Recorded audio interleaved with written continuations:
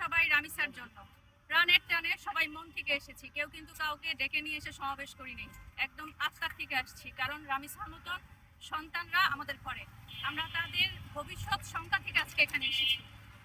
তো শুধু আমরা বিজনেসটাই করি না, আমরা মানুষকে সেবা দেই। প্রথমত আগে আমাদের বাঁচতে হবে। রামিসার যে অবস্থা হলো, এই ঘটনাটা এত সাড়া ফেলার পরেও এখন পর্যন্ত বিচারের কোনো নাম নাই।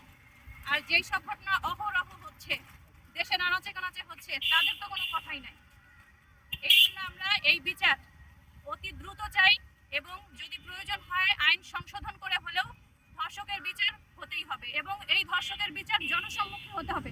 একজন মানুষের সামনে আর একজন মানুষকে যখন ফাঁসিতে ঝুলানো হবে, তখন অবশ্যই সে ভয় পাবে, সে নিজে ওই কাজ থেকে ফেরত আসবে।